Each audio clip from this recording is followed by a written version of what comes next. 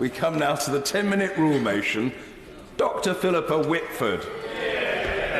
Thank you very much, Mr. Speaker. I beg to move that leave be given to bring in a bill to reform the universal credit application process to make provision about advice and assistance for claimants and arrangements for payments and for connected purposes. I welcome the Chancellor's removal of the arbitrary 7 waiting days, reducing the waiting time to 5 weeks. But the DWP's own data shows that a quarter of all claimants are waiting longer than 6 weeks at the moment. If universal credit is monthly because it's meant to be like a salary, then surely the maximum waiting time should be a month.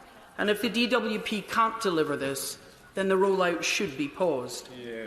It must be recognised that 58% of universal credit claimants are paid fortnightly or weekly, and therefore do not have a monthly salary to see them through the waiting time. Many work on 0 hours or low hours contracts and are unlikely to have any savings to fall back on. The impact of this has been demonstrated by the Trussell Trust report of a 30% surge in food bank use in universal credit rollout areas. Universal credit arrived in my constituency last Wednesday on Budget Day. This means that many of my constituents will be facing week 5 and 6 on Christmas and New Year. That means going into the festive season and the hardest part of the winter without having received their universal credit. I welcome the increase in the advance loans to 100% of entitlement, but have to ask, if this can be worked out so quickly, why does it take so long to deliver universal credit?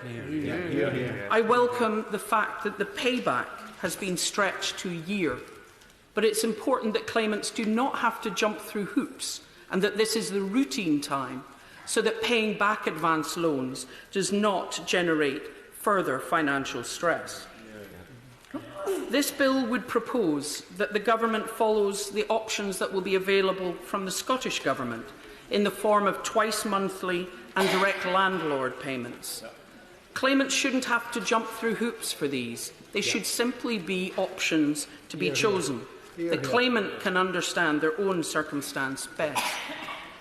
The bill is looking to solve some of the administrative problems, particularly the fact that the circumstances a claimant lives in are only taken account of on that one assessment day every month, and changes are applied to the entire month, regardless of how short a time they actually apply. So if a child left home the day before assessment day, it would be assumed they had not been there the whole month, and therefore their benefits would be reduced. The claimants complete their logbooks online. Computers have calculators, so how hard is it to work out what proportion of the month a change of circumstances apply to? Similarly, for self-employed people, they face a minimum income floor of over £1,100. If they earn more, their universal credit is reduced, but if they earn less, it is not increased. This doesn't take account of the variability of many self-employed professions, nor of the drop in income if they chose to have a short holiday with their family in the summer, nor the 4 extra public holidays at Christmas and New Year. There is a need to find a replacement for the award letter, giving a detailed breakdown of universal credit components. Some banks have been advised by their risk departments not to lend against universal credit at all. Many working people will now be receiving tax credits through universal credit, and this income may not be counted towards getting a mortgage. Those who are looking for loans may also be refused, and this could drive them into the hands of payday lenders and loan sharks. Trying to tackle this could also help to re-establish automatic passporting to other benefits, particularly free school meals. North Ayrshire Council in my constituency automatically registers children for free school meals, both to reduce stigma and to ensure children don't miss out. It's important we don't lose that advantage. And particularly, Mr. Speaker, this bill calls on the Government to make separate payments the norm. It is often described that universal credit should be like a salary, but salaries are paid to individuals, and it's quite Victorian to go back to the idea of the breadwinner. I certainly wouldn't be too chuffed if my salary was posted to my husband. Seriously, however, financial control is usually the first level of abuse. A survey of 4,000 people showed that 1 in 5 had faced financial control or financial abuse. Now, while these will not all be women, 88% were women in relationships. That means they are the vast majority.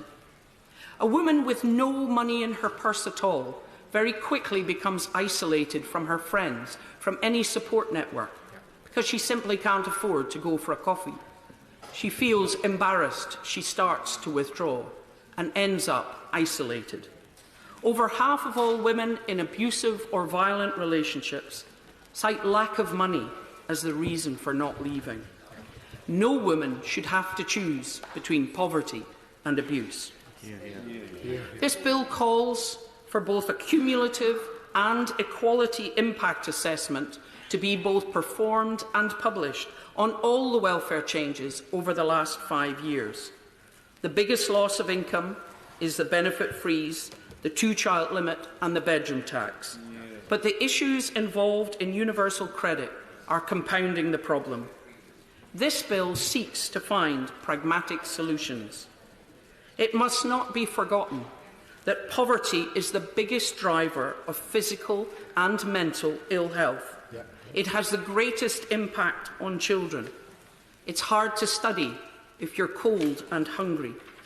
It can blight their lives, ruin their educational chances, and reduce their chances of a good job in the future.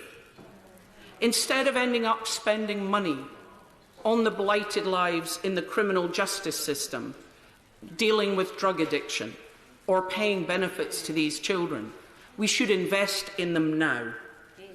There was broad agreement on the policy of universal credit, but we need to fix the reality so that it becomes a flexible and supportive benefit that helps people back to work, but does not punish them for the situation they find themselves in. I call on the Minister to listen to the charities, to local authorities and to MPs right across this House. It's important that they recognise universal credit is flawed. They need to fix it now. Question is that the honourable member have leave to bring in the bill. As many as that opinion say aye. Aye. Of the contrary, no. The ayes have it. The ayes have it.